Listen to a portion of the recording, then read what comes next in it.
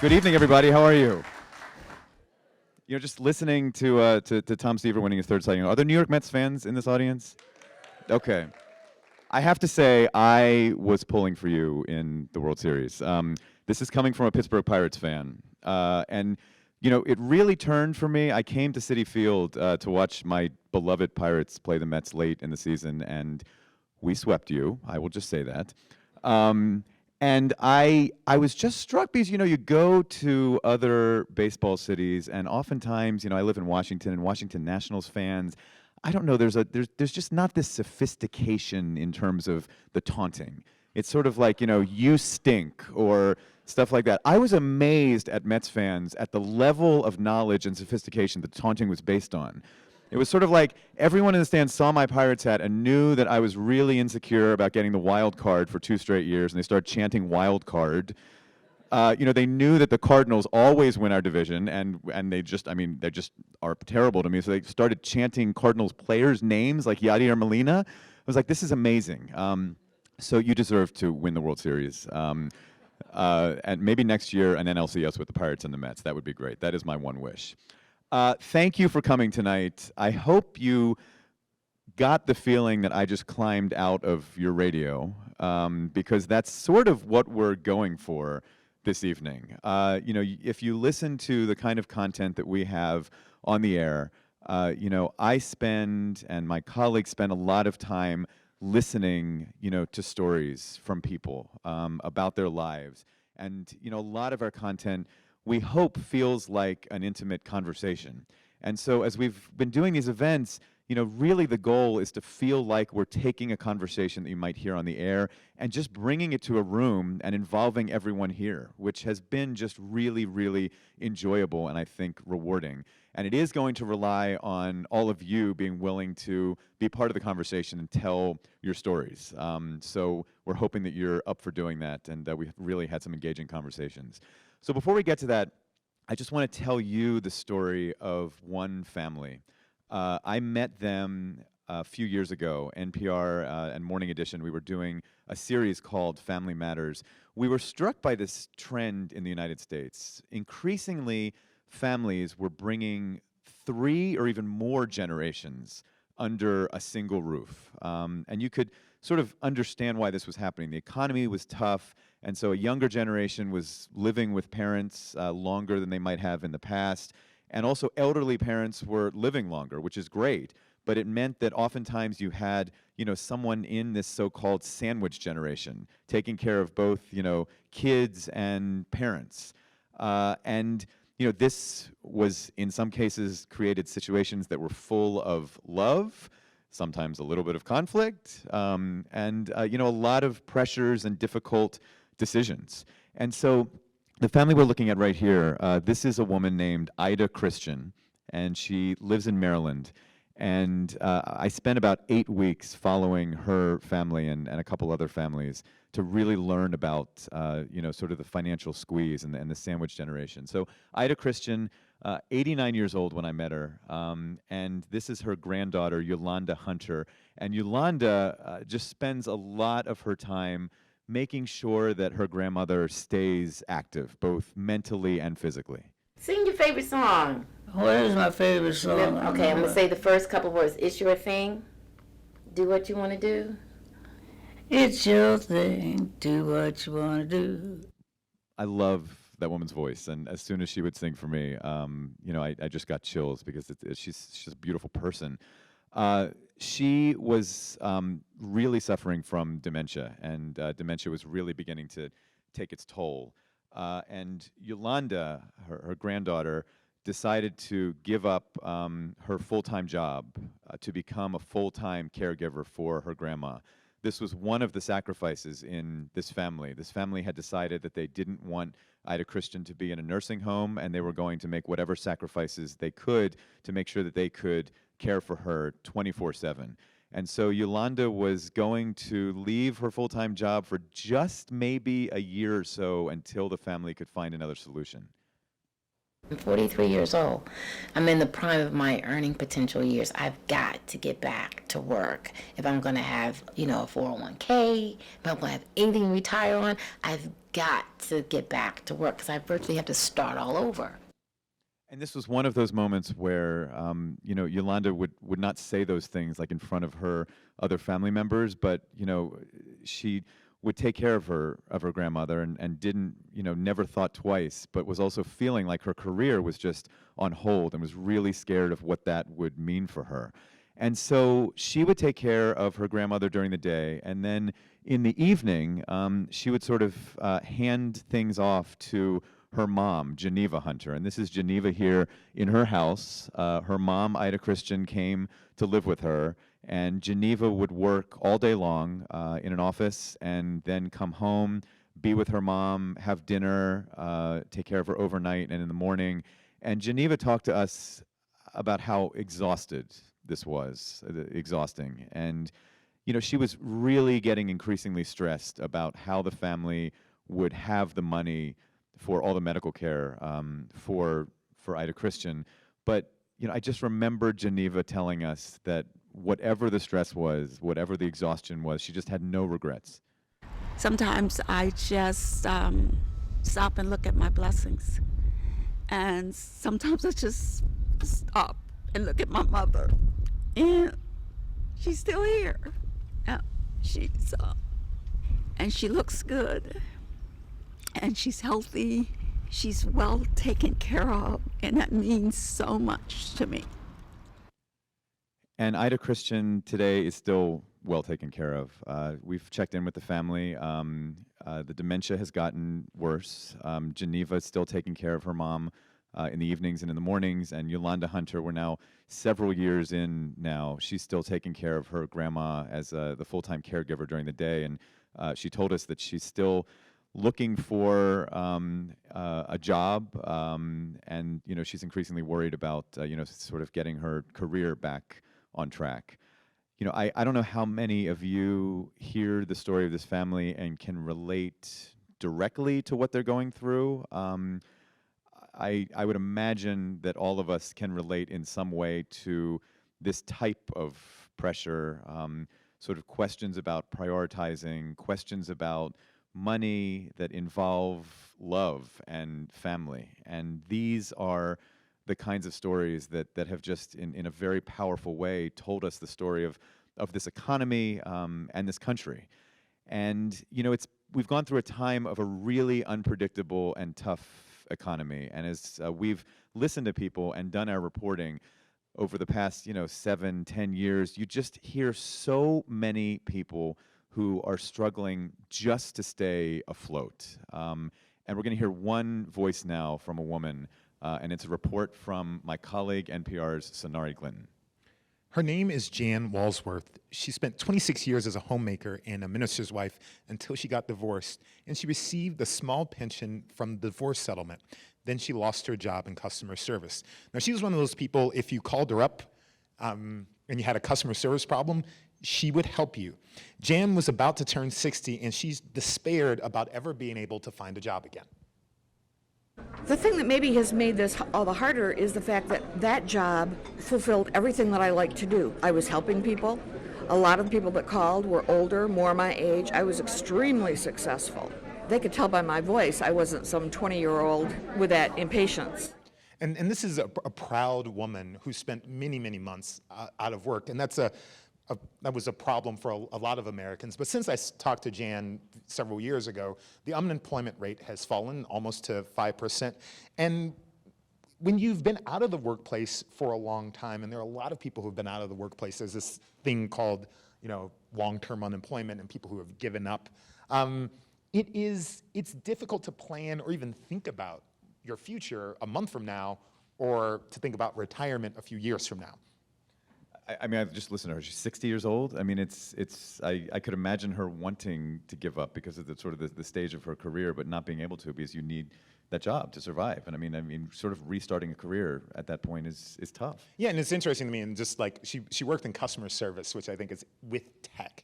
And she was so proud of her ability to talk to her peers and to be, like she said, not condescending. And she was really proud of the work that she had done in the last 10 years. In the last 10 years, and this was a real. I mean, I met her. That's us at a Bob Evans in Western Michigan. She really had an impact on me. I think a lot of the people that we meet in our reporting, they have that kind of impact. And I mean, I feel really blessed and lucky sometimes when people invite us into their lives. I mean, like the family that we talked about. I often think about if I had an NPR reporter come up to me and ask me really probing questions about my life and my family, would I be willing to do that? And you probably wouldn't be. You'd be like, nah, get out of here. My colleague Sonari Glinton, who just climbed out of the radio with me. But before, I told you to mention the helicopter. I'm going to mention. Okay. Do you want me to mention? You want to mention the helicopter? Okay. Well, so Sonari and I were just in a helicopter together. Yes. This is the real thing. There it is. Picture of it. Oh, this was. What? Yeah. This is a surprise for him. This is us flying in a helicopter, because we wanted to explain that Hollywood was more than just Hollywood. But anyway, I love. And this is David. It's great. I didn't even know you got that shot. That's fantastic. Yes. Yeah, we're having a manufacturing series on Morning Edition next week, and Sonari and I wanted to get sort of a bird's eye view of Los Angeles, which has a lot more sort of landscape taken up by manufacturing than you even realize or that I even thought about. Yeah, and it was also an opportunity to do some fun things, and we're hoping this evening will be fun. Like this next photo, which is probably my favorite photo ever taken. It's the band photo. It's David Greene. This is just perfect. I love this photo. How many photos do you have to show tonight? Okay, we got another one. We got another one coming up. Good. There we go. Sonari Glinton as Frank Sinatra, ladies and gentlemen. That is beautiful. One of the caveats I want to say, we're going to talk about a lot of interesting stuff, but I think but please understand that this is, just because you're out here on Long Island, there's some of you probably thinking like, oh, I'm the only person with this debt problem. I'm the only person thinking about this.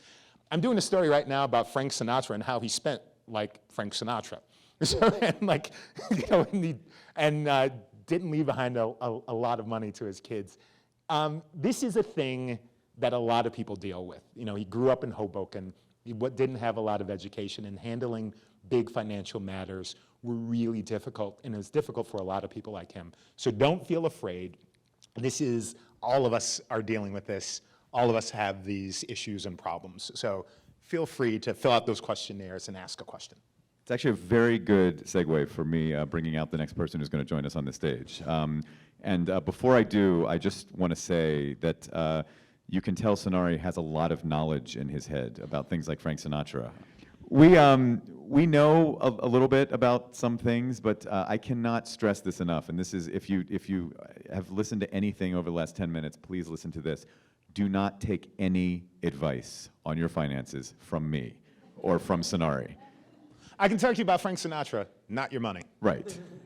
So we have brought two people who you can take advice from. And in you talking about Frank Sinatra, the first person I'm going to bring out, Luis Barajas, really comes to mind.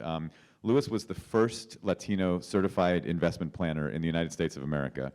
He's written 5 books on personal finance, and he has clients who have almost no money at all, or are sort of have a ton of money and are in sort of the music industry like Frank Sinatra. And I just love Luis because no matter what your story is, he's just an incredible listener. Down to earth, great guy, and so I hope you're going to enjoy the conversation with him tonight. He also gives great advice on tequila. If anyone has any questions, if you're getting ready to go to the bar tonight, he's been really helpful in that regard for me as well. So let me bring him out, Luis Barajas.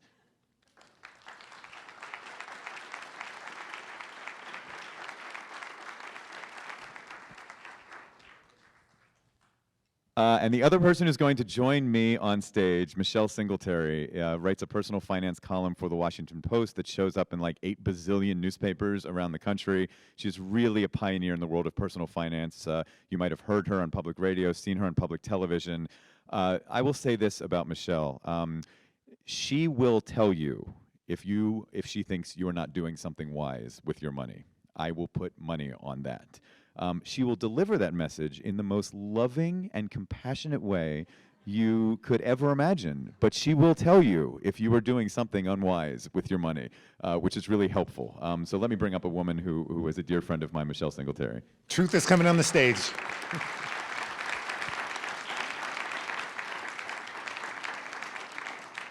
Okay. So Sonari, as you see, is sort of based at stage left. I'm going back to my acting time. And he's going to be out there sort of wandering the crowd. Sonari likes to move. So he's going to be talking to you, taking some of your questions and bringing your stories up to us and sort of engaging you in the conversation. Just want to give you a little taste of a few of the types of things we have been hearing. When we were getting ready to do these events, we reached out to people around New York State, and we just listened to some of the stories on their minds. And here's just a taste of what we've been hearing.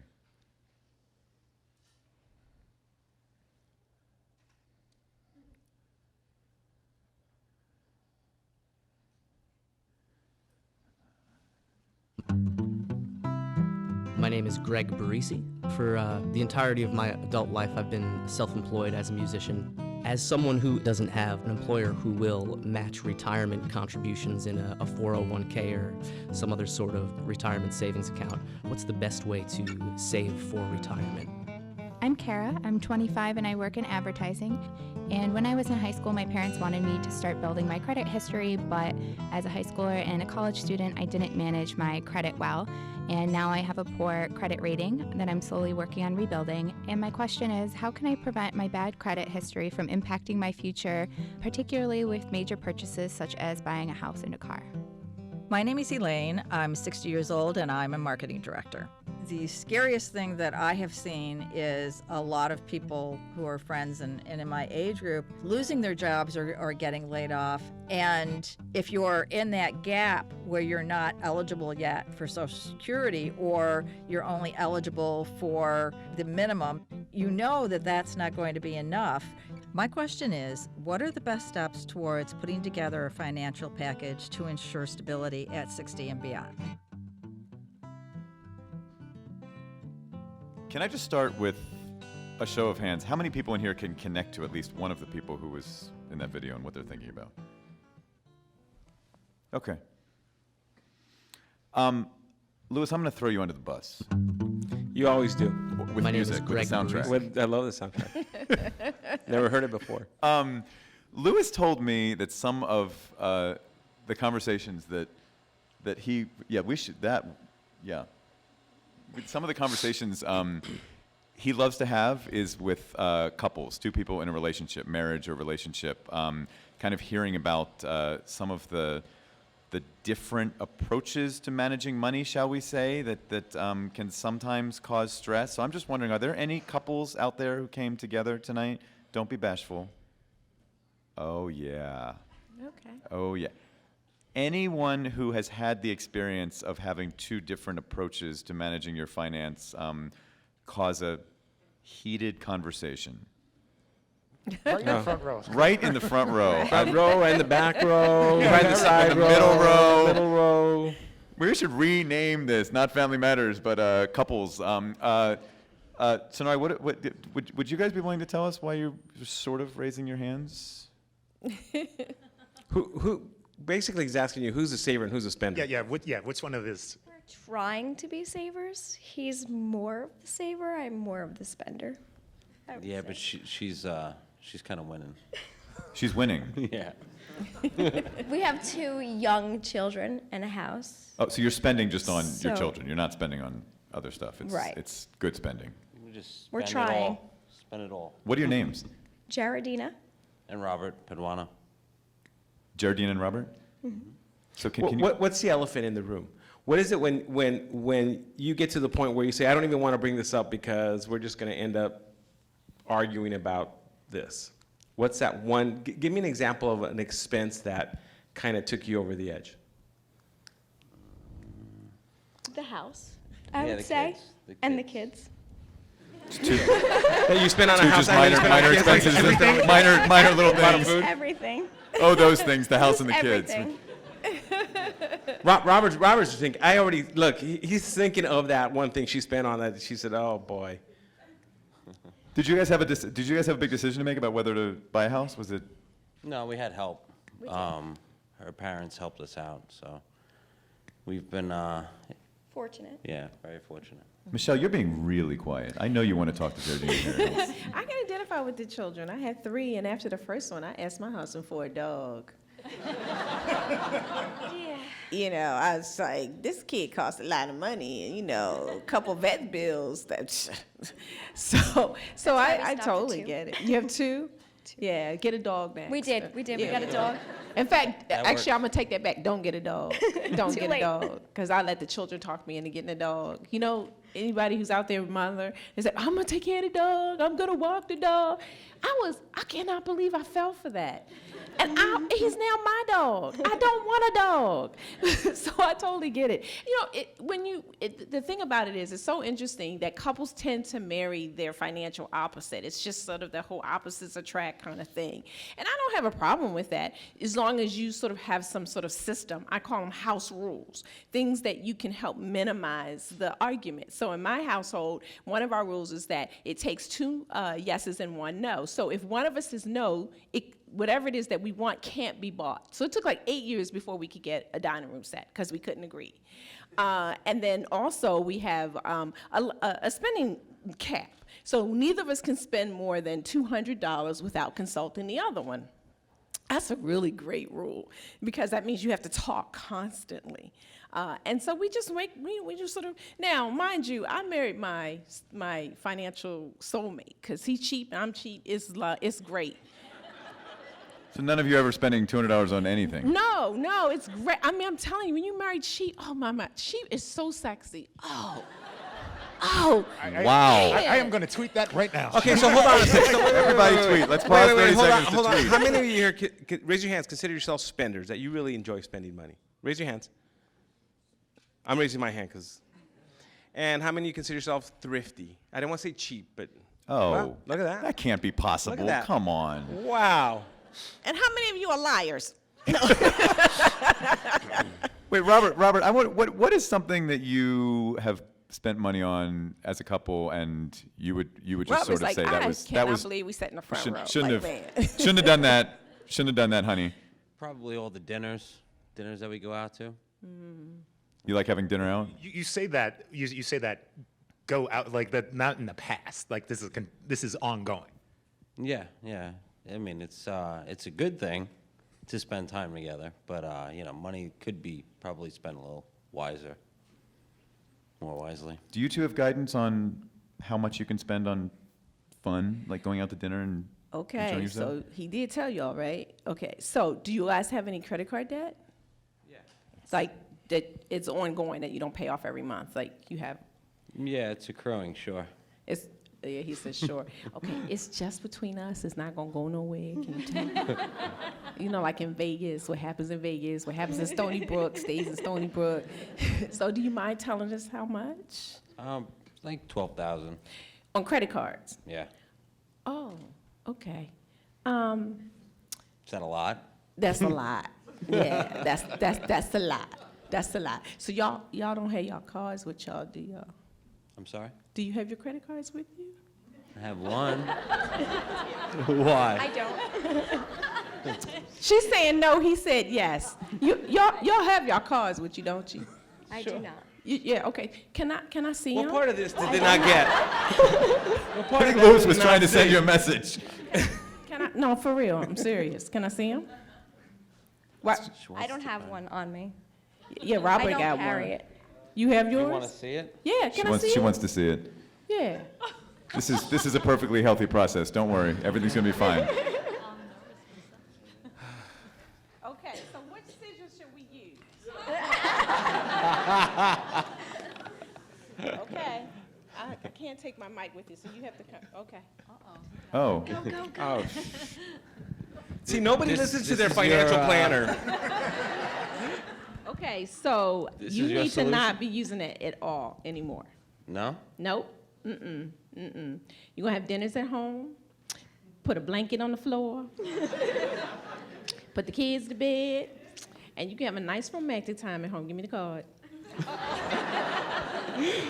Come on, look, he can't even pull it out. It might be. This might be the best thing that ever happened to you. Seriously. No, you want to have financial freedom? Eventually, sure. Yeah. For real. Come on. Nah, you can't cut it. Why can't I cut it? Because they're just gonna send me a new one anyway. Wait, Michelle, what about isn't there a middle ground, like a fast or something that you can do? Can you hold on to the card, but just like don't put it you away? think it's interesting that you can't cut it up, right? Right? It is. Doesn't that kind of bother you a little bit? Like you just like I can't. Like what is it that you have to spend on that? It's because they're going out to dinner after this. Cut it up. Cut it up. Come on. And they don't have to send you another one unless you tell them Right. that you Right. cut it. Like you have Right. to call them, and you have to tell them, and they send it to you in a mail. He's holding on to that wallet tight.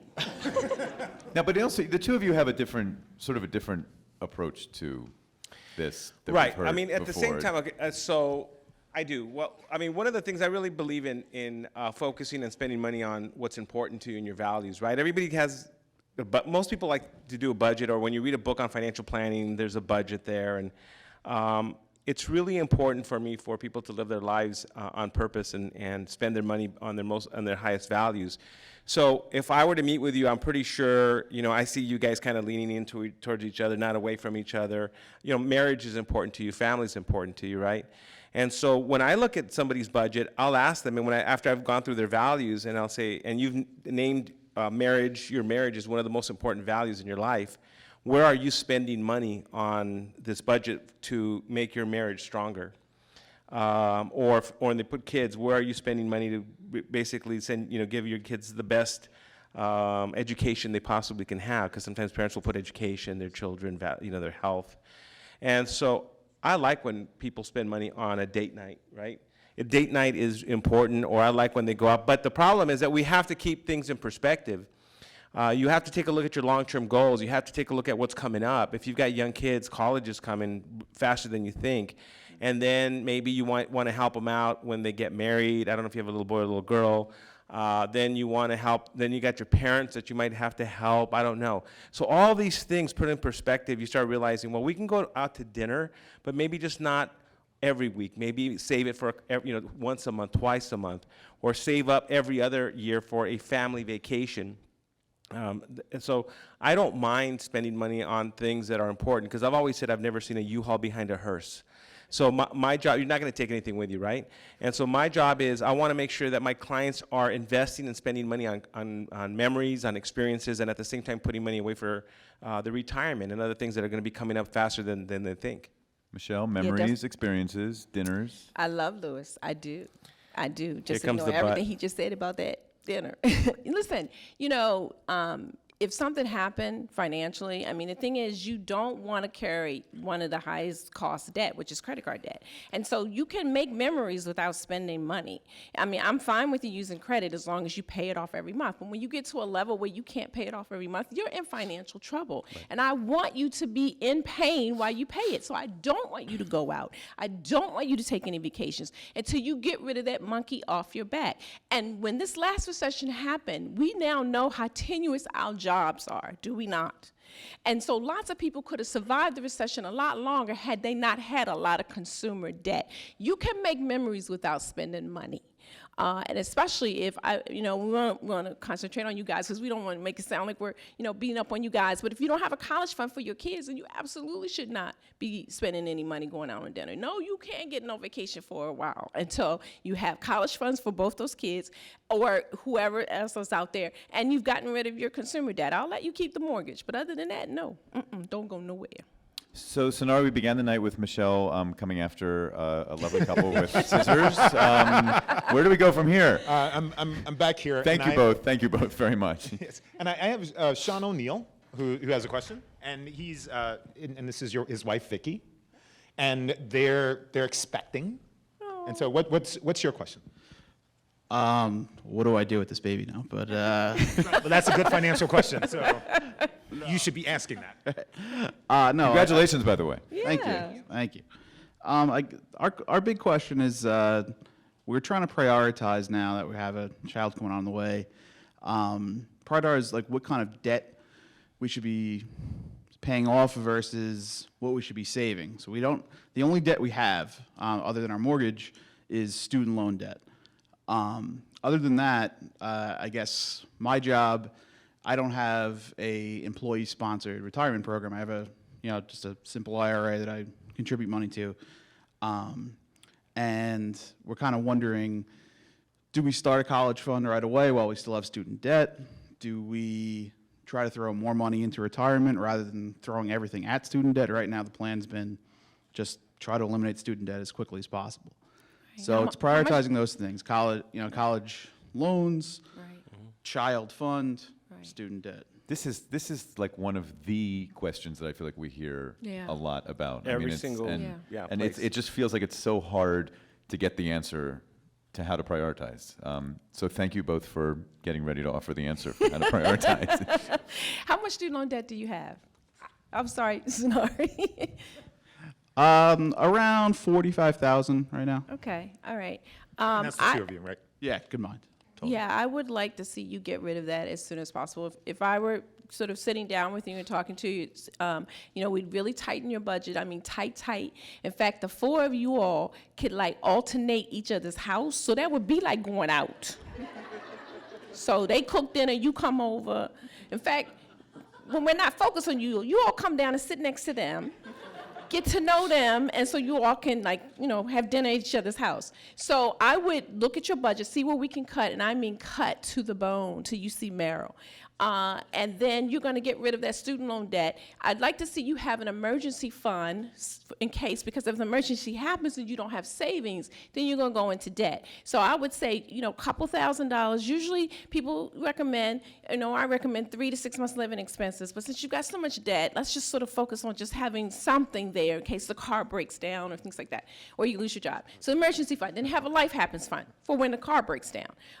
And then everything else, after you build that to a certain level, maybe a couple thousand in emergency fund, maybe 1,000 in a life happens fund for like the car, dishwasher breaks down. And then everything else goes towards the debt. I want you to slow down, probably even some retirement savings to do that, to get rid of it, done, gone, especially before the child comes. Because, I don't know if one of you decides you might want to stay home and raise the baby. Child care is a lot expensive, who knows? But you want to be able to give you that option.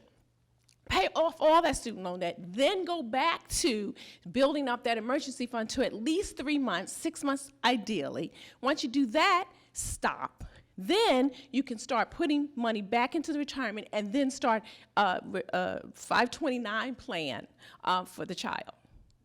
I was just thinking when you talk about cutting your budget to the bone. So I have been going to these events and I've been listening to these two talk, and I was like, so are there ways that you can suggest? So one of the things I realized is like if you call your insurance company, your car insurance company, you say, why is my insurance so high? They will lower your insurance. That's like a thing. So there you go. There's some money in your pocket. I realized that it was like the cable bill. Like, why do I have all these cable channels? Like, I'm out here with you guys. So that was $75. That's $750 a year. I mean, are other suggestions that are? I mean, these are personal priorities. Like, I don't really, I got the HBO Go. I take my mother's account, right? Like those sort of things. Right. Are there any other suggestions? Well, or places to look. Well, I mean, on a budget, you can look at a lot of things, right? You're going to look at your deductibles on the insurance. A lot of people are carrying $250 deductibles on their cars where they can raise it to $500 or $1,000 and their premium goes down. That's where you can save a significant amount of money. Going back and answer that question, though, the prioritizing, look, here's my practical experience. I've been doing this for about a little bit over 30 years. And there is going to be emergencies in your life all the time. The problem is that as an advisor, I can't plan for those emergencies, right? We were talking about couples who sometimes fight over money. The number one reason for divorce is, anybody know? Money, right? It's not really money, it's lack of communication about money. And it's a communicating part.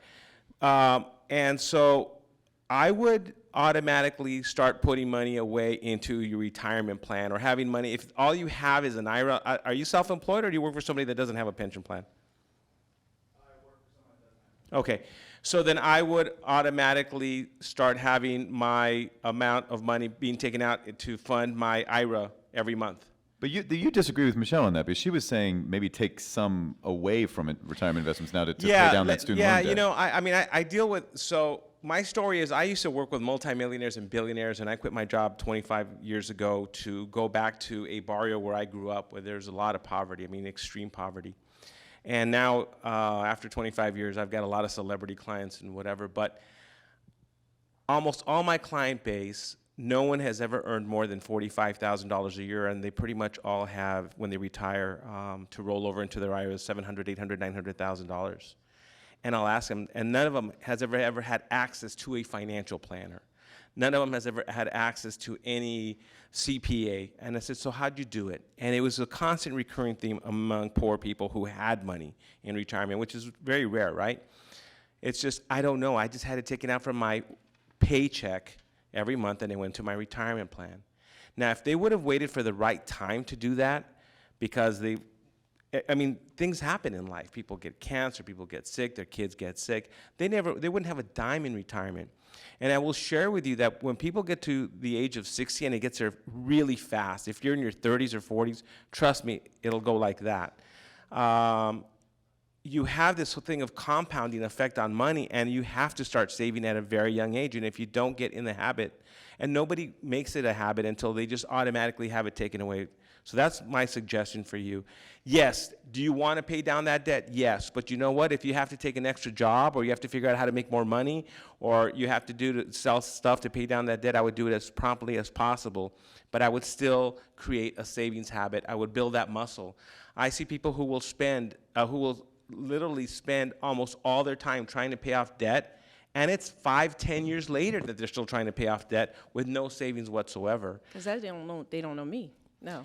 Well, they don't know you, but I'm dealing on a practical level with most people. Well, I do too. I mean, I have a ministry at my church where every year we have about 200 people who go through the program that I run. It's a 10-month program. And to a fault, I give the exact same advice. And I'll tell you, I've had people who had, $80,000 in student loan debt, and in 15 months it was gone without any extra job, because they looked at everything, they didn't spend on anything other than the absolute necessities. So it can be done, and it don't take 5 or 10 years. But I don't want you to have all these tiers of pressure and debt and things like that, because that's money that you can put towards your retirement once you get rid of it. I need you to get that monkey off your back to free you up. And that means being disciplined. And that means, yes, cutting some stuff out. You can't have it all. You only have a limited amount of income, and you have to decide, what do you value? At the end of the day, you are not going to remember all those dinners. You're not going to remember all those clothes. You're not going to remember the expensive purse that you don't have any money to put into it.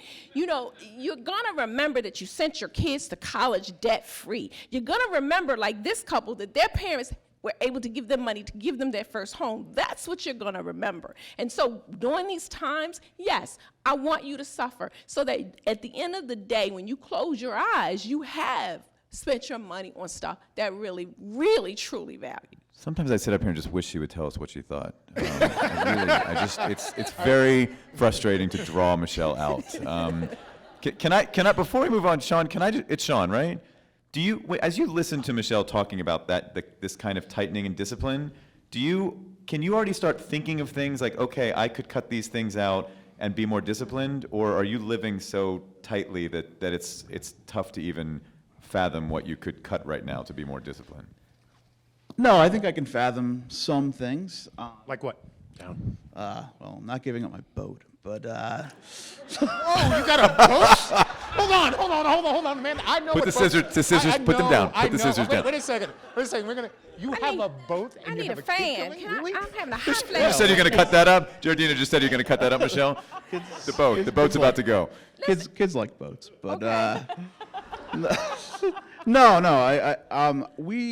We do have wiggle room, and we already built up a 6-month rainy day fund. That's already built up. So it was more, I think we were on a good path with throwing a lot of money at debt. It was more, should we be giving, I guess even more money to debt? And I think you've opened my eyes to that maybe we really.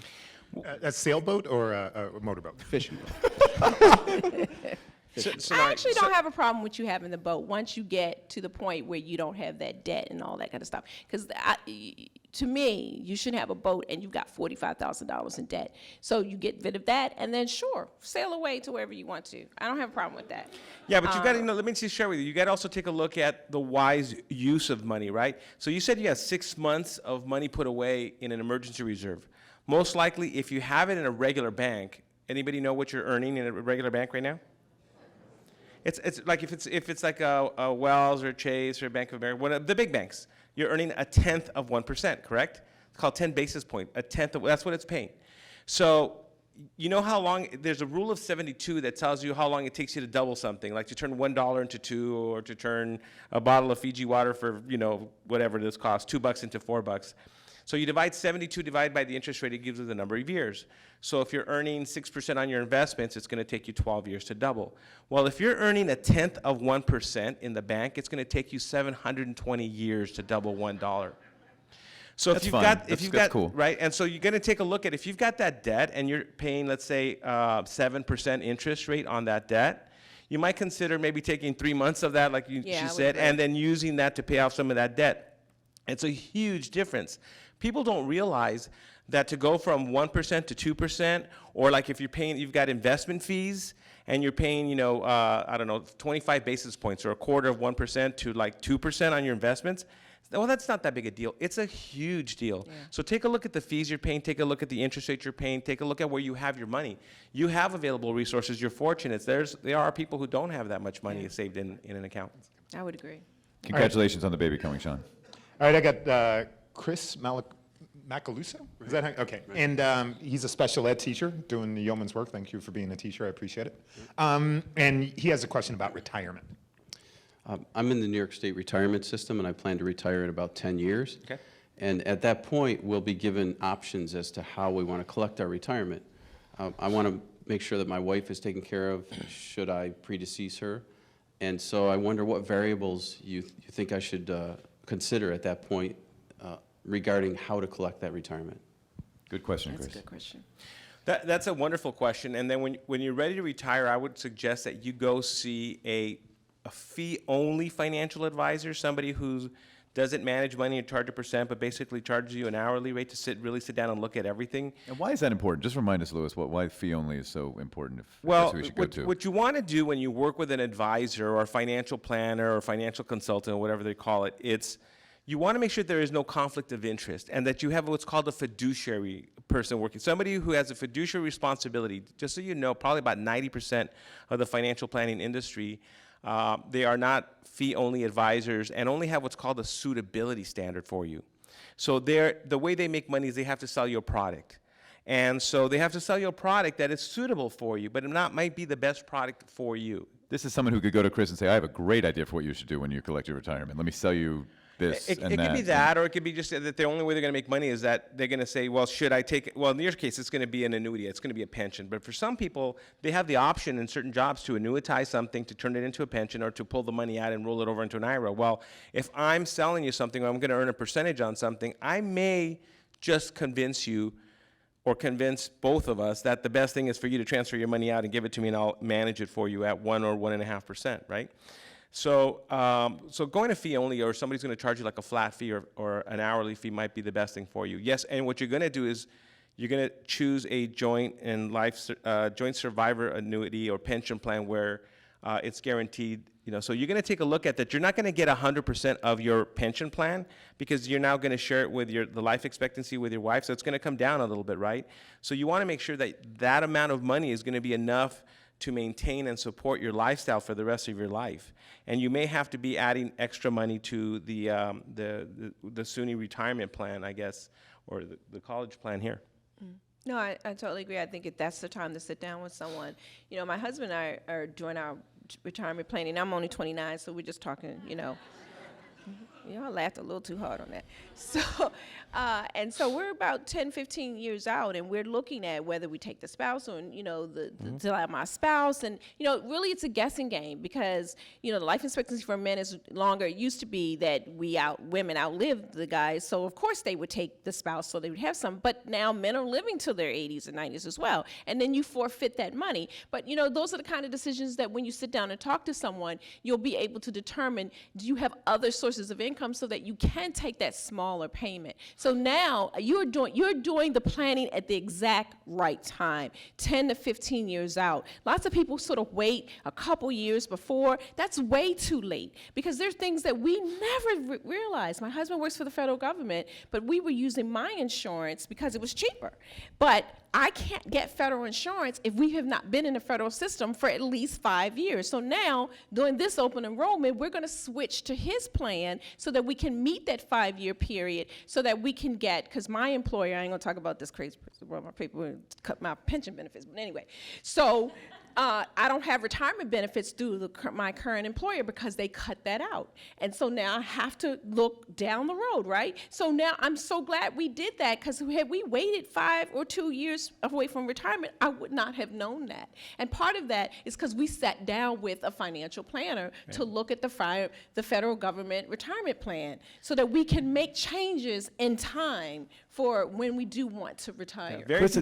Very few people have access to pensions, and if you do, it's like the golden ticket, I mean, most people are being converted over to defined contribution plans, like 403B plans, the tax sheltered annuities if they're teachers here, 401k plans or IRAs.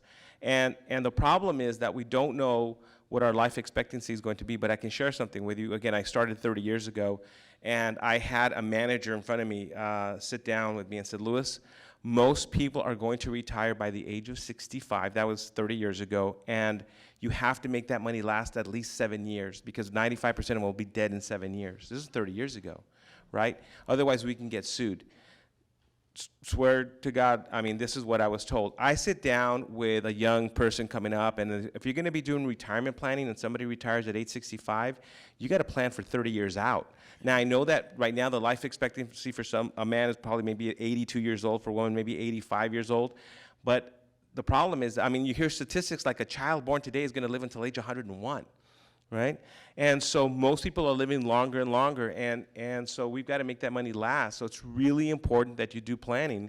And I will share with you, the biggest scare is that, or what keeps people up at night is that they're going to run out of money when they're retired. How do you know, I mean, Chris, do you feel like as you project what you're going to have when you retire, do you feel sort of good at that amount that'll last you for 30 years? Are you worried? What do you think when you see that number? Well, I'm planning ahead, so I'm going to try to make sure that the expenses that I have at that point kind of fit what I know I'm going to get. Right. Are you afraid of not having enough, as Louis just suggested some people are? Well, he's been planning. How no, many? I'm fairly comfortable with it because I'm counting on it, and the New York State retirement system is fairly solvent, so I'm comfortable with that. And how do you know when you can be comfortable if you think that you need to have 30 well, years worth of money? It's a big guessing game, right? Who knows? When I sit there to do a retirement plan, I'm going to take a look at, first of all, their budget and what I think they're going to be spending when they're in retirement. So if we're planning 15 years out, what do we know? I mean, I don't know what medical or healthcare is going to cost. We know it's going to cost a lot more. Then we have to factor in what are your investments going to earn, or what's your retirement plan? Where do you have it invested? If it's in your 401k, when was the last time you saw what asset classes? What is it really earning? What are the fees involved? How are you rebalancing your portfolio? Are you really looking at it? The next thing we're looking at is inflation. How is inflation going to factor in? Remember I told you that 1% makes a huge difference over a lifetime? Well, what if inflation goes from 2.4% to 3.4 or 4%? Have you played around with those numbers? What's your tax bracket going to be? We don't have a clue what the taxes are going to be and who's going to be in administration when we retire. Those are all these guessing games. And so it's so difficult, but you have to put it all together in a plan and kind of take a look at that. And when I'm sitting down with somebody, I'm looking at all these little numbers and I'm playing around, and we're doing what are called worst case scenarios. What if inflation is at an average of 4%?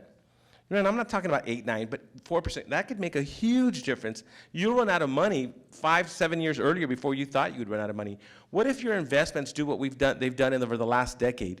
right? If you've taken a look at your investment returns and your retirement plans over the last 10 years, they haven't really grown much, right? I mean, they grow in the amount that you put in, but take a look at what their investment return is. So what if we don't get those right numbers? So we've got to start putting more money in than we really think we do. So it's not that, it's complicated. You know, I wanted to ask Michelle a question because you mentioned you threw off, to sort of change the subject just a little bit. I heard you talk about you don't have to take another job, and the gig economy, I report on that a bunch, is sort of grown. There's a lot of ways that people can go and make a little bit of money here, drive a car, rent out a room. I mean, what do you think about those things? Do you think it's just a Band-Aid because you have to fix the underlying problem, or do you think something else? I think if you are in a position where you've got more debt and it's not balanced, you have more going out than you have coming in, then those are the times that you can take on extra jobs or do some things like that. What I don't want you to do is just spend your whole life just like, oh my God, I'm never going to get ahead. I have to take 10 jobs. So just change some things in your life to make the money match what's going in and what's going out. So temporarily, sure, but I know most of us don't want to be working from, sun up to sundown every day of the week. But in those periods where you are having a lot of debt, there's only two ways to really do this. Cut your expenses or increase your income or both. So do that during the time that you are trying to get rid of that. That's why I want you to get rid of that debt. So one of the things that you can control in retirement is not to drag debt into your retirement. Pay off your mortgage before you retire. Don't have student loans. Do you know there's a high percentage of seniors, increasingly so, it's still low, but increasingly over the last years of seniors, retirees who have student loan debt, either theirs or they have student loan debt for their children or their grandchildren. And then financial planners, those crazy people out there are telling you, oh, don't pay your mortgage off before you retire. That is the craziest thing I ever heard in my life. Do y'all remember mortgage burning parties? Y'all look too young for that, okay? It's called a thing where they used to burn the mortgage, because if you reduce your mortgage in retirement, that's at least 30 or 40% of your expenses. Imagine how better you could live in retirement without dragging that debt in there with you. Who has student loan debt in this room? Well, speaking of student loan debt, we have a professor right here. And he has a lot of students, and speaking of student loan debt and the gig economy, and he has Maurice Kernan, and what do you teach here? I teach biology, I teach genetics and neuroscience, do a little research too. Okay, and what's your question? Because, and also we found, there was a study out this week, he has some personal information that shows that kids, college students who work past a certain level, it actually harms their outcome, and he has a question about that. So I'll touch the microphone. my question's about the situation that many of our students find themselves in. Mm-hmm. We know that in our courses, if you're working over 30 hours a week, especially if you have a long commute, especially if it's off campus, that your grades suffer, your performance suffers. Right. Should those students take on more debt or begin to take on debt so they can work less and study more? And what is the study, Professor, that you were talking about? Just so people know this study that sort of... No, this was me. So there was a study that came out last week that showed that over a certain amount, when students work, it's detrimental.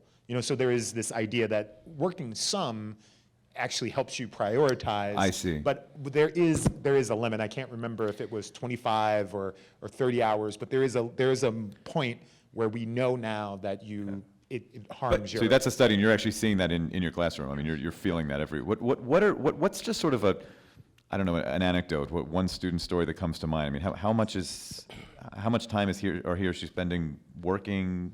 How tough is it? I've done surveys in my own course, which enrolls about 400 students each year. And I know that working over 30 hours a week will cost you about 16% of your final exam score. I can know that a student who worked in my lab suffered a lot from having irregular shift work, worked at Home Depot, was called in at all hours, couldn't get it to match up with his classes.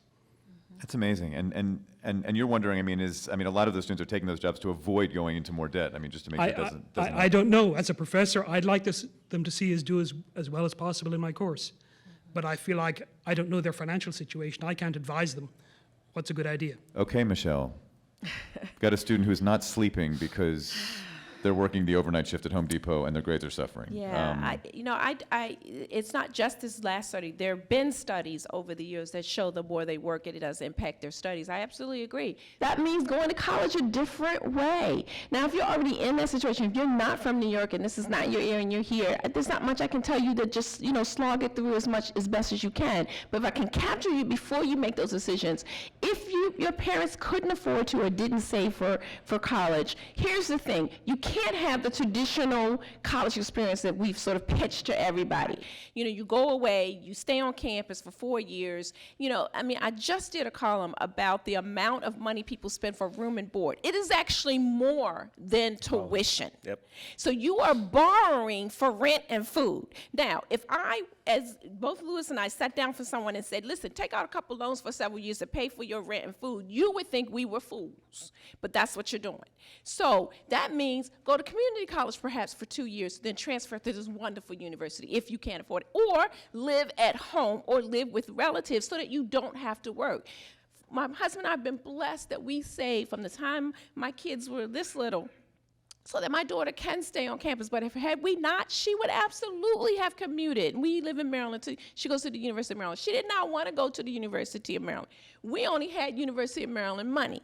So we said, apply wherever you want. I believe that you should apply wherever you want. But if you don't get enough free money to match the money we saved, you're going in state. Now, you can already see how I am. You can see why she wanted to go out of state. So that's prior planning, but what could the professor actually tell his students today who didn't do that planning? So if they live in the local area, go home if they can. Don't live on campus. Cut their expenses, do other things. So I agree that my daughter does not work and I don't encourage her. She works a little bit, but I have not encouraged her to do that to earn more money because I do want her to have it's the last time you'll be able to do the kinds of things you can do in college, and I don't want you to work that away. But that means making different decisions. Now, some of them already have made the decisions that they can't go back on. They're not from New York, and so they're here. And so if that's the case, do what you can to cut as much as you can so that you don't have to borrow as much. But it's a tough sell right now when we've told people to go to college at any cost, but it's costing people way too much. It really depends, right? It depends on each kid and what they're struggling with. And Michelle is correct. There are some students who are just boneheads who are stubborn as heck, and they want to, as soon as they turn 18, go to college so they can just get away from their parents. And so now their parents, or they are taking on a certain amount of debt just to go live outside. And sometimes it's just 20 miles away or 10 miles away. But there are people out there who have parents. I had wonderful parents. My dad is an immigrant from Mexico who had a company when I was in college, who was making very little and was working 60 hours and couldn't afford it. And I worked 35 to 40 hours a week. I graduated from UCLA, and I took Chem 11A, Bio 5, all the weeding out courses, and I had to do what I had to do, and I still made it through. But yes, I don't think we need a study to tell us that if you're working 30 hours and taking neuroscience courses or whatever that, you're not going to do well. You need to spend a lot of time studying. That's just common sense, right? But unfortunately, it just depends on every kid. So I think what needs to happen is somehow, you may not know about finances, but maybe you can guide them or have just conversations about maybe if you see that their studies are suffering because they're working too much, and find out sort of what's going on in their lives. And sometimes you can help certain kids, other times you can't. Let me just press you both. I mean, I could imagine a student in this professor's class who is doing what you said, Michelle. I mean, living at home to cut costs as much as possible, cooking at home to save money as much as possible. I mean, taking neuroscience because he or she dreams of a degree, working at Home Depot and making as much as humanly possible, but maybe cut some of those hours and just take on some student loan debt because this is a dream that this student wants to follow. No. Yes. Good. We are in clear agreement up here. Louis, you're saying that's okay. Absolutely. So to me, again, I grew up in an environment where there was a lot of poverty, and my father finally made it out. My dad was anti-debt. Finally, he reached a point where his company could grow, but the only way he could do it is he had to go borrow money from the bank to buy welding equipment to get to the next level, and that is what broke us out of the barrio. And if it wouldn't have been for that debt, for that loan, so he had an angel at the bank, I mean, my dad now is worth several $1 million. If I wouldn't have taken out school loans to go to UCLA, my dad couldn't afford it, I would not be earning what I'm earning right now. I really couldn't, right? But also, again, it depends. If I'm going to go to college because I don't know what else I'm going to be doing, so I might as well be in school and taking on more debt, well, that doesn't make sense either. We have to go with our common sense. So, yes, I know it's not, for me, it's never black and white. For me, there are a lot of gray areas, and debt took me out of where I grew up, and so that's how I look at it. But Michelle, student loan debt is that black and white to you? You just don't do Absolutely black and white, and it's not just because I'm black. And I'm not white, I'm brown. Here's okay, my thank you philosophy. both for that. When I talk to an audience like this, I'm a very black and white person because I realize that you all are grown. And you're going to do what you want to do, no matter what I say. But if I can get you to hate and despise debt as much as I do, then maybe you won't take on as much debt. Because I know you're going to do it because you're hard-headed. But maybe, just maybe, if I somehow, through osmosis, get you to I want you to feel it like it is a weight on you, because I know what it does to folks. I see it every single day. I get an email from someone who is mired in credit card debt, home debt, student loan debt. I just want you to be free. And so I'm so passionate about this, because if I'm way over here, maybe you'll be right here instead of over here. So maybe you'll say to your kid, I don't have enough to send you for 4 years, but go to community college and stay here, and then you can finish your 4 years here. I'm very clear about this because I don't want to give you any wiggle room. This thing that we have done in America by living the American dream on credit is very damaging, and we saw that in the last recession.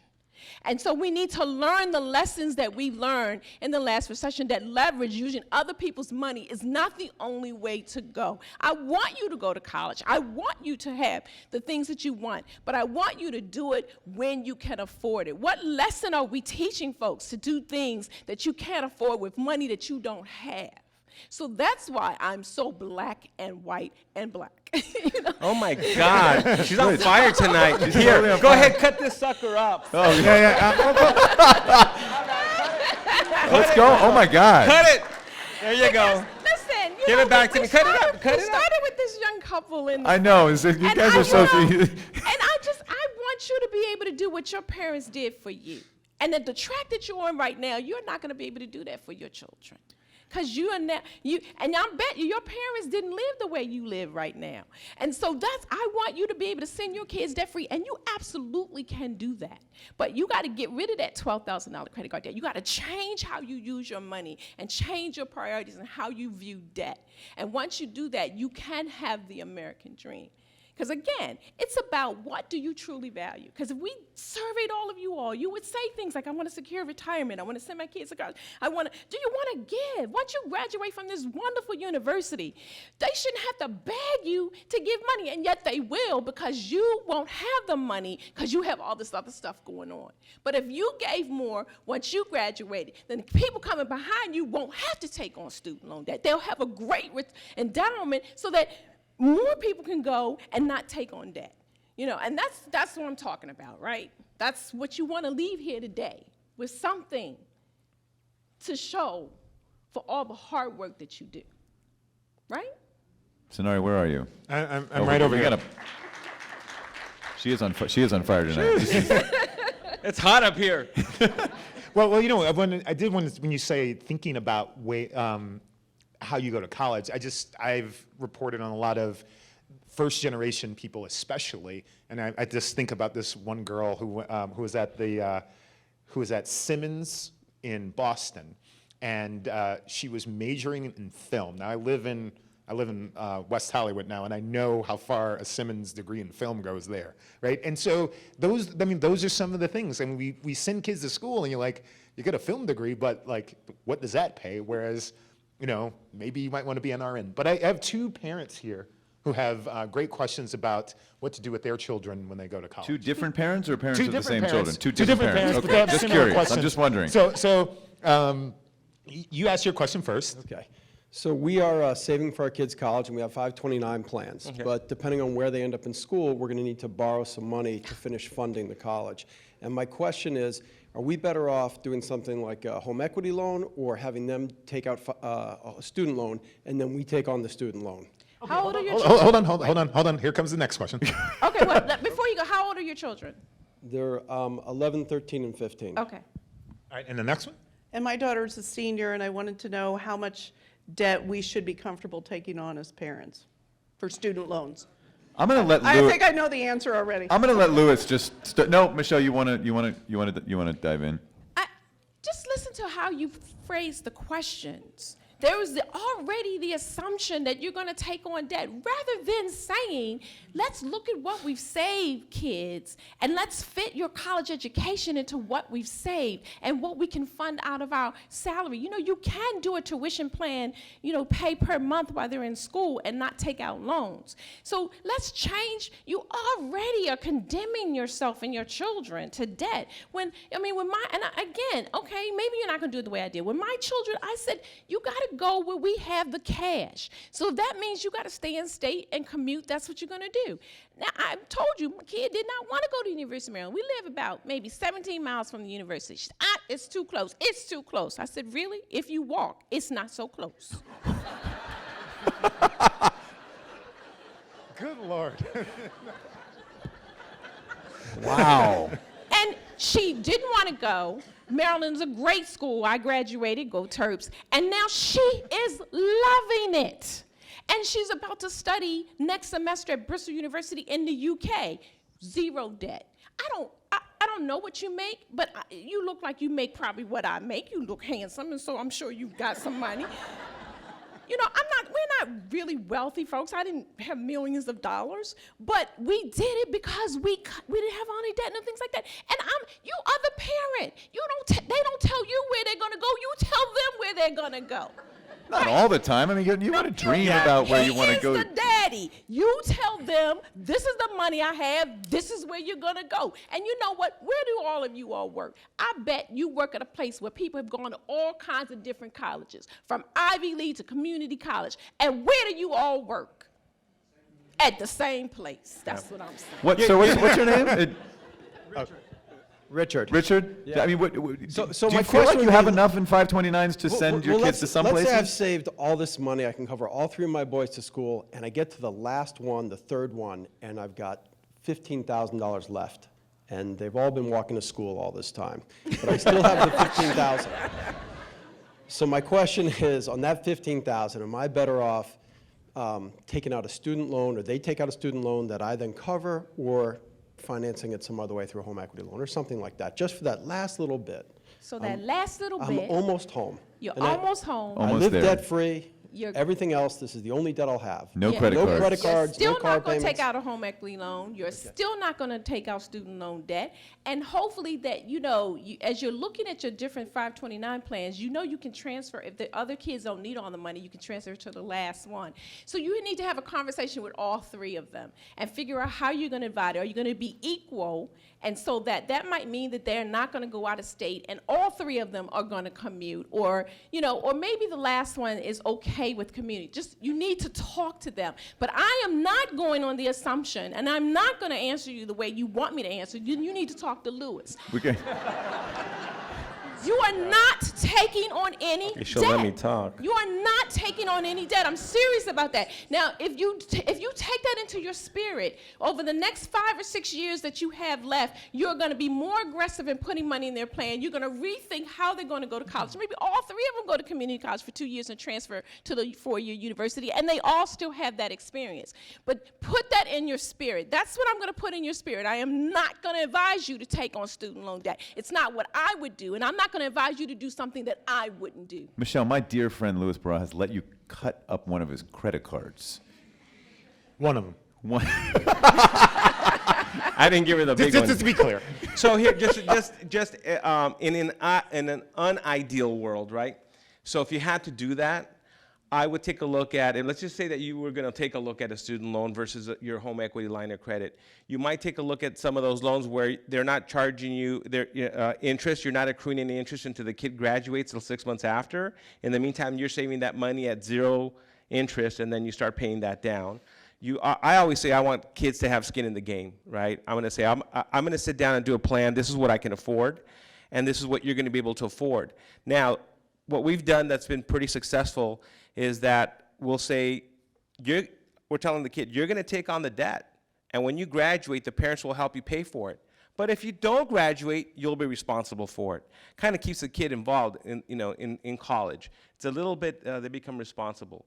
But just from a number standpoint, you're going to take a look at, again, where's the cheapest cost of use of money, right? More finance theory than anything else.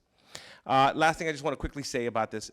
She's absolutely right about one of the biggest frustrations I have when I'm sitting down doing education planning, college funding for the parents, is that the kids are the ones driving the conversation. The kids shouldn't be driving the conversation. The parents should be driving the conversation. You need to know that. And they'll sit there and they'll say, well, my kid got accepted to USC back in LA, and it's $50,000 tuition per year, but they also got accepted to Cal State Long Beach, and they're going to be an accountant. They're going to come out either spending $10,000 a year for 4 years, $40,000 versus $200,000, and they're both equally credible if you come out as an accountant.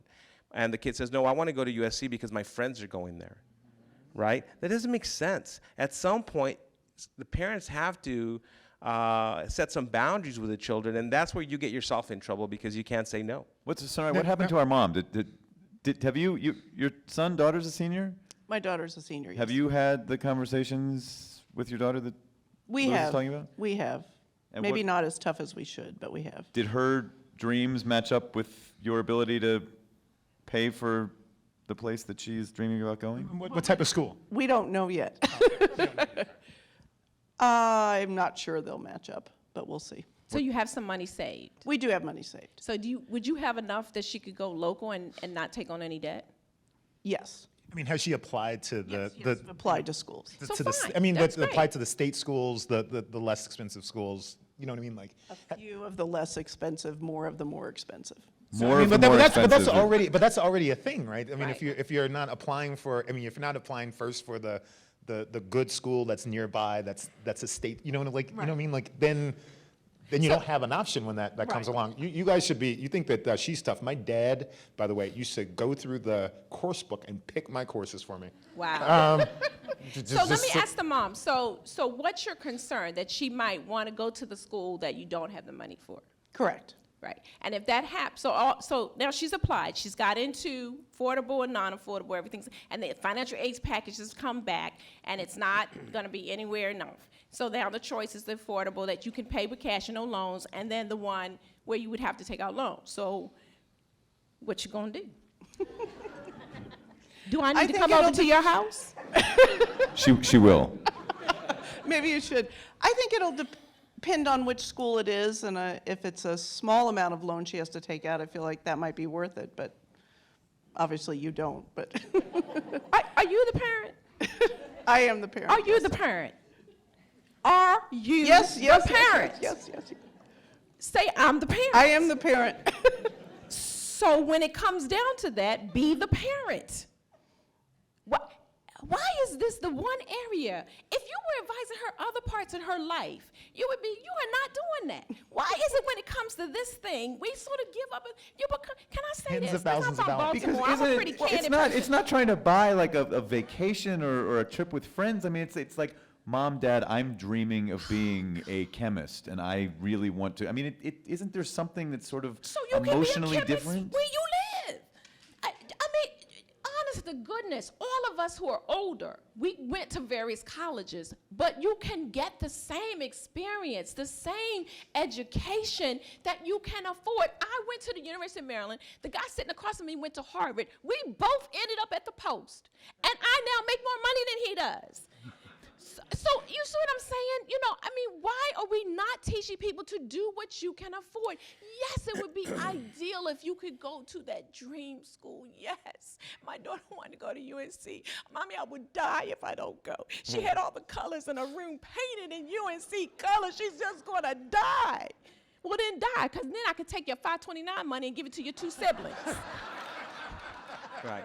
So you know, let me just share with you the other thing you need to do is, if you haven't done it, is you really need to sit down and do your retirement plan, because what's going to happen is you're going to use one or the other, and when we're not spring chickens, we've got kids, people wait a little bit longer to have kids, and when you realize you're going to have to work until you're 75, 80 because you're going to have to pay down $200,000 or $100,000 in school debt, it's going to make the decision easier. But if you're just focused on the emotions of what are going on right now, you'll spend the money. The reason why people spend money on really stupid, silly things is just because they're caught up in an emotion at that time versus just delaying that emotion. So, You know, I remember one of my favorite public radio stories was on WBUR, and the reporter went on a tour of BU went on the tour and recorded it, and every time they pointed at something, the reporter would say, how much of the tuition you, like, so they're like, oh, this fabulous, gym, that's $4,000 on your tuition.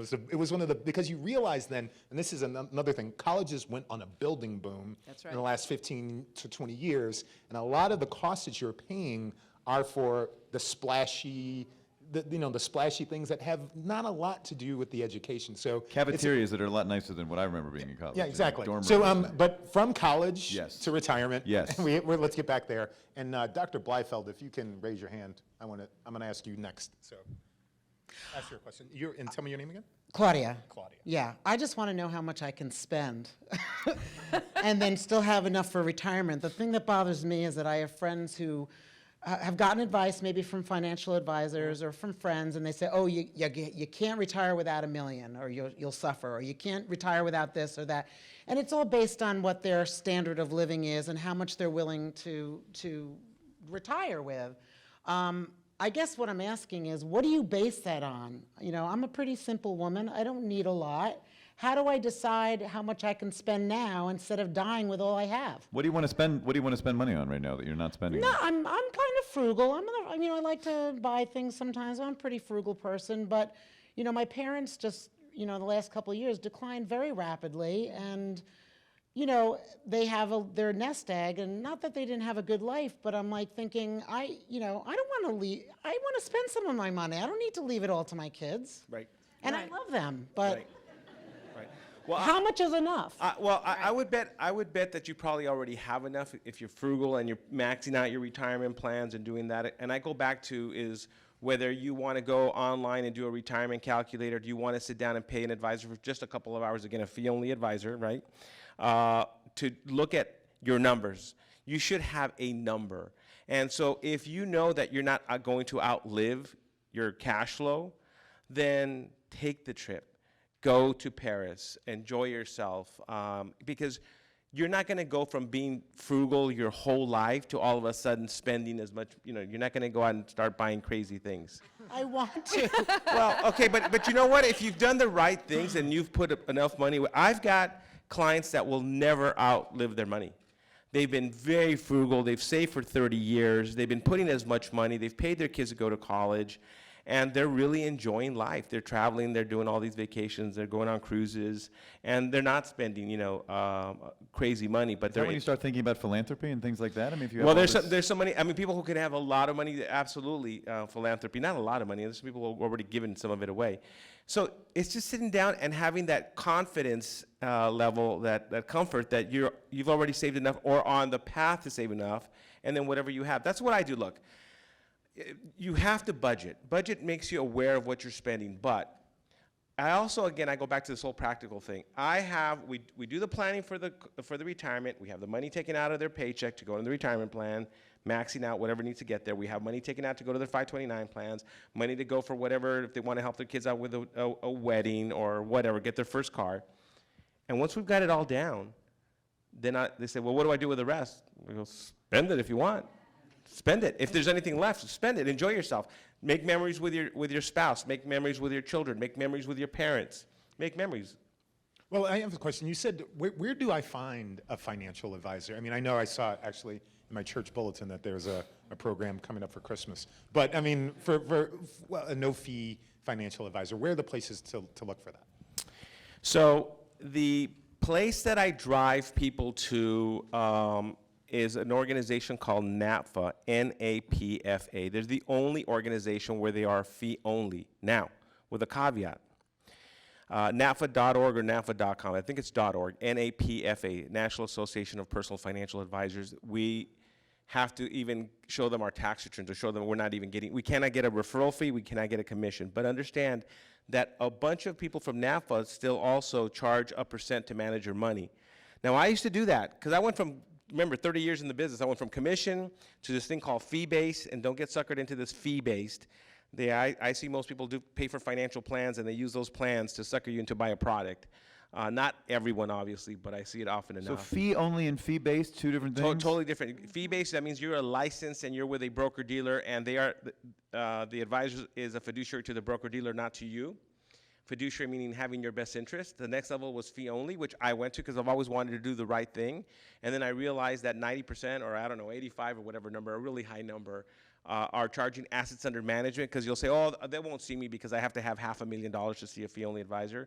Well, no, there's a subgroup of that. There are people who will charge you an hourly, like the Garrett Planning Network. They're hourly people, or people who are like fixed retainers. Now, because there's conflict of interest on the fee only. When I was a fee only charging assets under management, if you gave me $500,000 and I charge you 1%, I earned $5,000 a year on that money, right? 1% on $500,000. But if you ask me the question, what do you think? Should I pay off my house? I got an extra $100,000 left on the house. I really want to pay it off. It might be the best thing for you, but if I tell you yes, now I only have $400,000 with you, and I'm only making $4,000 a year. And I can go through actually 25 conflicts of interest on that level. So I want fee only. I just want to. You want fee only, and you want either an hourly or you want like a flat fee retainer per project basis. They're not going to sell you a product. They're not going to earn a commission, and they're wonderful people. Now, if you want financial planning, so if you're going to go with a fee only, then the next thing you want to do is look for somebody who's a certified financial planner. Okay, it doesn't mean that they're going to be great. It just means that they really went out of their way to take 3 years of classes and pass all these tests, and they're committed to their profession. Doesn't mean that they're honest, but you'll at least get somebody who's really enthusiastic about the profession. If you want somebody to give you investment advice, they really should be a registered investment advisor, an RIA. Sometimes you'll see IAR, investment advisor representative. Because if I'm a CFP and I'm not a registered investment advisor, I cannot give you investment advice. So when you walk into a bank, you walk into a broker, sometimes they're not giving you investment advice, but they're giving you advice about the products they're selling you, because there has to be a suitability standard. That doesn't mean that they're investment advisors, okay? So I don't know if that helped. All right. So now you have a professor you want to introduce us to. Yeah. Are you a professor or just a doctor? He's a doctor, Dr. Bleifeld. So now you have a doctor you want to introduce us to. No, Yes, Dr. Bleifeld, it's enough introduction. I'll hold the microphone, you hold the scalpel. Okay, I have to prep you though. So I have just retired, and I think that I probably have enough money, but I would like a ballpark figure of how much, let's say I'm going to live for another 30 years, I hope. Or 40. Or 40. But how much money can I take out of my retirement plan a year, and does that change on how my investments have done? What is a ballpark figure? Go ahead. Well, he'll probably give you more detail since he's the planner, but we can't do that because everybody's life is different. Now, typically, in the past, advisors would say you could take out up to 4% a year of the returns and still have some money to last. That has changed because obviously the markets has changed. So now some planners say it's 3%. It may vary from year to year depending on how your portfolio is performing. But how much you take tells a lot about who you are as a person. How are you going to have a mortgage in your retirement? Do you have a mortgage? Are you helping grandchildren? Are what are your expenses? I mean, all of that has to factor in. Everybody wants us to give us this one big number, but your number is individual to you. So that's why I think it would be helpful to sit down with someone and look at your landscape, your financial landscape to see. But typically, the advice is 4%. Distribution rate. Yeah, you also want to do is you want to take a look at, do like a tax projection, right? So for example, you're in the 25 or 28% tax bracket, retired, but all of a sudden You need to pull out a big chunk of money because you're gonna fix up your house, or you want to do something. You want to if you wanted to use that money. Remember, if it's retirement money, it's never been taxed. So when you pull the money out, it's taxed at ordinary income rates, at the higher rates. So if all of a sudden, like I'm right now in mid-November, and you're going to tell me, hey, Louis, I want to pull out an extra $50,000 because I'm going to put a new roof, whatever. I might tell you, hold on a second. Let's just do a quick tax projection for you. Pull out $25,000 now, and then in January 1st, we'll pull out the other $25,000. So now all of a sudden, you're not in a higher tax bracket. So pay attention to those little things when you're pulling money out of your retirement money if you're retired as well. So your taxes, take a look at how your money's earning, those things, and inflation. Thank you, Doctor. And here's our Periscope friend. Nice. Oh, you came with Michelle. Do you want to tell us how this young lady so showed up great. here? So and this is Michelle. Yeah. Michelle too. Great name. I just, Do you all use do you use Periscope? Does everyone know what that is? So Michelle, that, yeah, tell us it's what like Periscope you have is. a little, you're your little network. So when you do Periscope, you just sort of filming yourself, and people can follow and give you little hearts. And so I was Periscoping behind stage in the green room, which is not green, and we were talking about different things. And then Michelle saw the Periscope, and she's like, "Oh, I'm on campus. I was about to leave. Think I can come?" And I said, "Oh, tell them." I said, "You can come in." So, so she changed her plans and came this evening. So Thanks, Michelle. Thanks for Thank you for spending the night having with me. us. So here's my question. I am 30 years old. I have right now a $100,000 life insurance policy, whole term. And I was speaking with another insurance agent recently, and she was saying that if you're thinking about having children, which I am eventually, that I may want to be able to take out another life insurance plan. But that's additional money that's not really in my budget right now. But she was pushing doing it at this age. That way I can somewhat lock in a better rate. I love that you're asking this. This question has come up before. It's one of the most sort of interesting issues I think people are confronting, and Lewis has a really right. He might. So Lewis saying might you be don't have about to any get as children passionate now. as Michelle on this I stage. don't have any children. I am married. So you are married? Yes. Okay, so you probably could get much more insurance if you did term. I hate whole life policies. I'm going to turn it over to Lewis. They're very expensive and mostly sold inappropriately. I don't know all about your financial situation, but I bet that you don't need a whole life policy. You could probably get $500,000, $600,000, maybe even $1 million for probably what you're paying for the Right whole now. life. Easy. Easy. And should you get insurance for the future, for future children? No. That's somebody just trying to sell you something. And life insurance is income replacement. So that if something happens to you, and I don't know if your husband could afford to live the life that you have without your income. If he can, you don't even need life insurance right now. You get it when you need it. And I know that people pitch, the insurance agents pitch it so that, oh, it's cheaper now when you're 30. But you could have this life insurance for like 40 years. So get it when you need it, as long as you're, healthy. Yeah, so we are in a wonderful time in our lives where the financial planning industry, the insurance industry is going to be turned upside down because of all the technology that's out there. And so there are wonderful websites like Term for Sale with the number 4 or policygenius.com, where you can enter your zip code, your date of birth, male, female, whether you smoke or don't smoke, what your weight is, and it'll look for the most inexpensive term policy in America through hundreds of insurance companies, all rated A or better. And you don't need anybody selling you anything. Here's the thing. Insurance is in case you pass away and someone is dependent upon your income.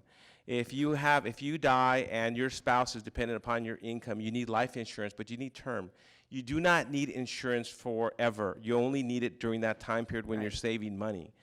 Term insurance is not that expensive whether you're 30 or 40 or 50. I'm 54. I got a policy a couple of years back. I got another $2 million term policy because I had other stuff going on.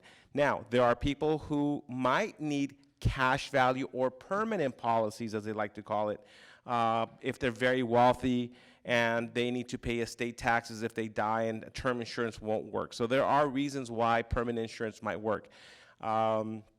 So you don't want to wait to get it down the road if you need it now. It's not that expensive.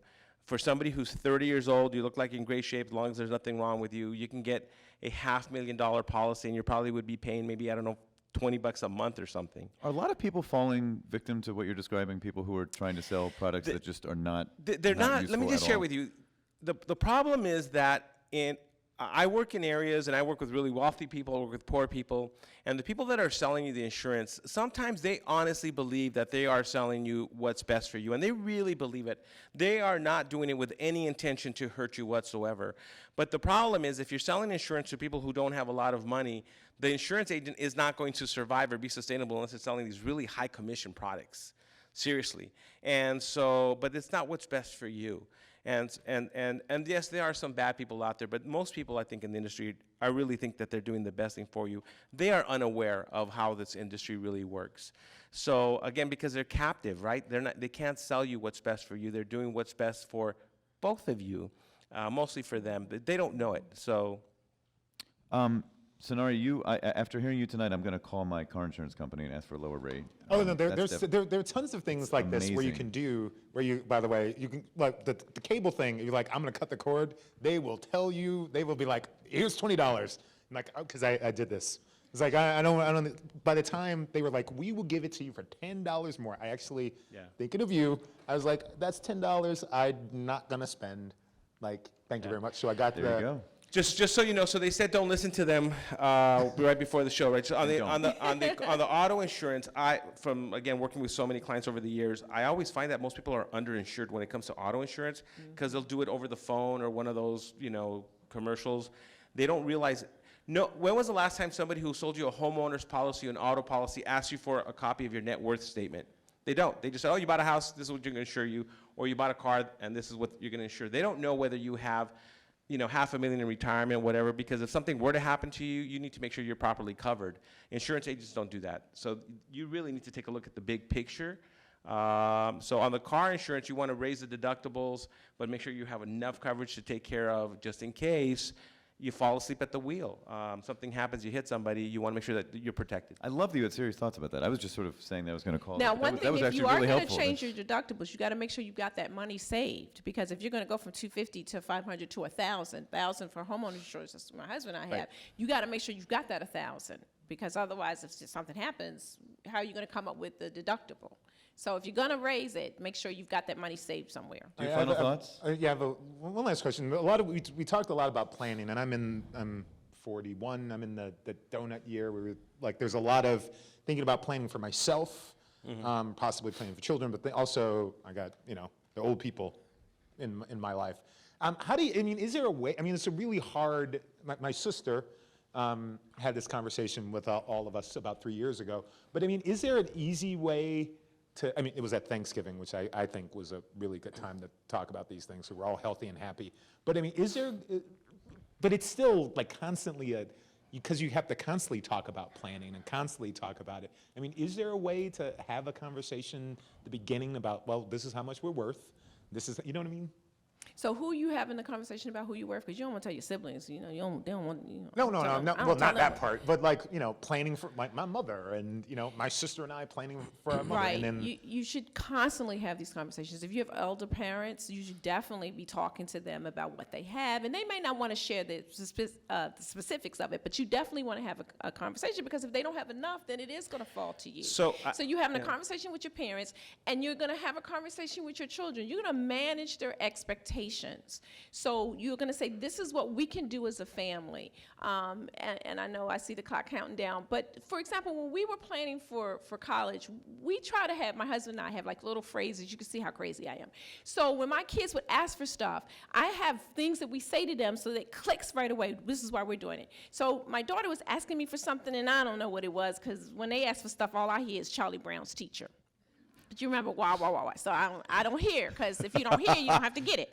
So she's like, Mommy, can I have it? I said, 2 words for you, college fund. She says, Mommy, can I have it? All my friends have it. 2 words for you, college fund. I know you have the money.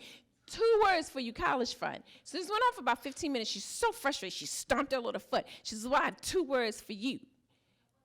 Right. Nursing home. Ooh. Hey-o. Oh. True story. True story. And how did you respond to that? Were 2 other words that came to mind? Hilarious. I still didn't give it to her. Oh, I thought you were so funny. Get out my car and go to school. You're not getting it. So, but from the time that they ask for something, from the time that they ask for those to go to the Arches, they know about what we are as a family. They know that we believe in tithing. They know that the first 10% of what they earn goes to God. They know that we believe in charitable contributions, that is at the top of our budget. They know that we are saving for their college fund. And they know that we say no to things so that we can do that. So we are constantly having conversations with our children. And I have conversations with my siblings and my sister who's not doing as well. What are you going to do in retirement? Let's talk about that. And, and before my husband's father passed away, because my parents and grandparents passed away, we talked to him about this. So you have to be in constant communication. And how do you do it? And I know it's a difficult thing to do, especially parents who don't want to share their information. But you're absolutely right. You don't have to tell people what you make or what your net worth is, but you do need to have these conversations with your family because it really is a joint affair. And I really do believe to whom much is given, much is required. So I've told my sister, you know what? She doesn't earn as much as I do. She went through a divorce, all kinds of. She will have a home. She can come live with me, and we will help her. And I've talked to my husband about that. Oh, just a little bit. The students, where are the students? Okay, so this is a little dating tip. Okay, so when you're dating, okay, both of you can't have trifling families. Okay, so when you're looking for a spouse, you got to make sure, like if you're in a family that's the needy family, you can't marry a guy who also has a needy family, because then y'all not gonna have no money. So you can only one of you can have needy, trifling families. That's a great topic for a first date. Right, That's really, that's lovely. That's exactly where I want to go. Let me ask you about your family, because here's one thing that cannot happen. It's very realistic stuff. So my husband's his family is pretty okay. So they all professionals, and mine is crazy people. So we mostly help my family. So, but I talked to him about that. I had a disabled brother. I mean, on a serious note, I had a disabled brother. And as we were dating, I said, listen, I'm going to have to take care of my brother. Are you okay with that? When we get married, we have to help pay his rent and things that he needs. Are you okay with that? Because I'm going to help my brother. And he was okay with that. And we did until my brother passed away. And the same thing with my grandmother. It's like, this is what I believe in. Are you cool with that? And if you're not cool with that, then you can kick him to the curb, or her to the curb. So every conversation around money should never start around money. Every conversation should start about values, what's important to you, and from there, the values come goals. And so if your family's values are taking care of each other, like for example, let's say that the siblings are together in a room saying, family is number one to all of us, and we're gonna help take care of each other. That means that if your parents didn't save enough money because they were taking care of you, and they helped you through school or whatever, you all know that when the time comes that if your parents need help, family, the siblings, are going to put some money away. And so everybody's going to have different amount of money that they earn and may not be able to help, right? Let's say you're single, don't have kids. You may be able to help your parents a little bit more, where your sister might have 2, 3 kids. Maybe she's a single mother. She might be able to help your parents, but just a little less. So from the values conversation, you're going to create goals. One of the values that I have is, marriage. Marriage is really important. I went through this terrible divorce. My first wife left me when I left to go work with the poor, and she said she didn't go to law school to, live in an apartment. And so I was fine with that, because she, when we first got married, that wasn't part of the plan. So my second wife, Angie, who's the love of my life, marriage is really important to us. And so we look at our budget and we see sometimes that when things are not going good for us, we're probably either working too hard, not spending enough time together, and we have to throw some goals in there for that. And that'll revolve, it always comes back to money. Yes, there's ways to have fun without money. I can think of one way right now, but with your spouse. But some things, going on a date, every once in a while taking a vacation, intimate vacation together, that's part of our goals, and that includes money. So again, start with your values. From the values come the goals, and then we got to set numbers to them, and then how are we going to do it? Where are we going to take resources that we can use to fund the most important goals? Because again, I go back, and I've said it probably a couple times tonight, I've never seen a U-Haul behind a hearse. None of you are going to take anything with you, and at some point, the assumptive is that we're all going to live here until we're all 101, right? That's not going to happen for all of us. So at some point, we have to experience life. Right. All right, we have to. Robert, you ready now? Okay. You know what? I'm gonna Let me. You ready now? We've run out of time. Let me wrap up, and if they don't flee, you can go talk to them about their credit cards, Michelle. You guys doing okay? Okay, you've done very well sitting there with Michelle you. being very active up here. I can't believe we're out of time. We could talk about this all night, and actually, I do want to say that this conversation can continue. If you look in the program, you have Twitter handles for both Louis and Michelle, and they've both said they're more than willing to keep the conversation going. Sanari and I are there too, and we're willing to be involved and laugh and cry, but not give you advice. Just if you can, use the hashtag NPR Family Matters so we can all sort of follow along with the conversation that is taking place and the questions you might be asking Michelle and Louis. It's really enjoyable to all be sort of involved and be able to follow. You should have been given a survey, and if you don't mind taking just a few minutes to fill it out, we would love it. NPR Presents, we're relatively new, and we're really trying to make nights like this great for everyone who comes. And none of our feelings will be hurt. You're welcome to say, I enjoyed everything except David. Can you find someone else to fill in for him? Anything. Just, please be honest, and it would really be helpful. I want us all to just take a second to listen to one thing here. NPR Presents Family Matters is sponsored by TIAA-CREF, a global financial company dedicated to delivering financial outcomes that matter. TIAA-CREF, created to serve, built to perform. Learn more at TIAA.org.